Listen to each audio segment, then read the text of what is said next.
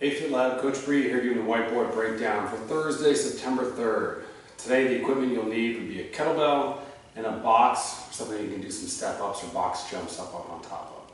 So remember, you can check out all that programming on SugarWOD. We got that warm up written out. And I'm just going to talk to you about some of the work we got today. We're going to start with a little core EMOM. So the idea is to be working for 40 seconds and then resting for 20. If you can't make it all 40 seconds, I want you to try and hold as long as possible. So this might be 30 seconds work for you, 30 seconds to rest. Might be closer to a couple sets of 15, 20 seconds, and we'll grab a quick rest and back into that work. But the idea is we want a big chunk of it doing some work, a little bit of rest moving into the next thing. So whenever we're doing that hand plank, I want to make sure my hands are on the ground and my hips are lined up with my shoulders. So we're going to be lining up in this position here, squeeze my butt, locking down my core. I don't want to be rocking back into this position or sagging down into this position. When we're talking about our side plank, we can be on our elbow and we can create this straight line here. If I want to make it more difficult, I can actually pick up this leg up in the air, pick this arm up in the air to find that balance point. And we'll be doing that one on our right side and one on our left side today.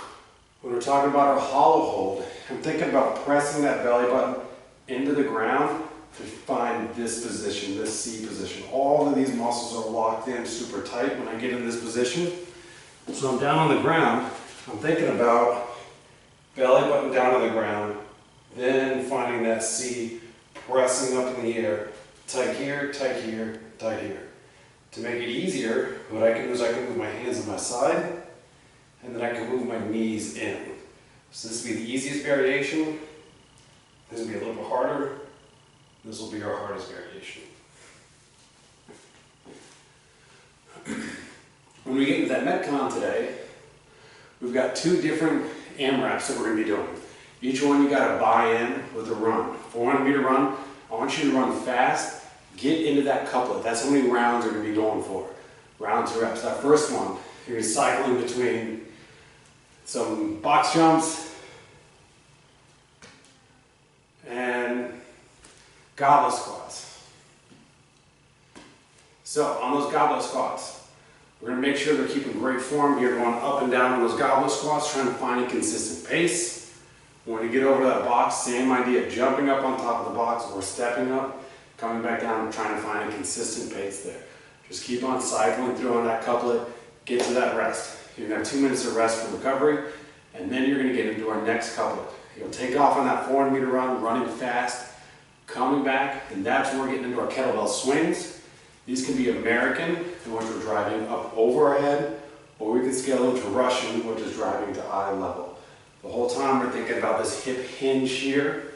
We're working. We're not just pulling with our arms and not using our glutes to drive that kettlebell up. I want you doing big sets on those kettlebell swings. Try and get all 21 if you can. If not, get them in 2 sets. Get those done. They're going to get into your rows. On your rows, we're going to be doing bent over rows, making sure that we're pulling here, keeping everything in line here and locking in those glutes. I don't want to see any sagging over or ripping as fast as I can in bad form. Let's make sure that all of this is tight, pulling back here, and then pulling on the other side. If you got a pull-up bar, you can scale up to give me pull-ups. Start working on those, getting ready to go back inside. Let me know how you guys do.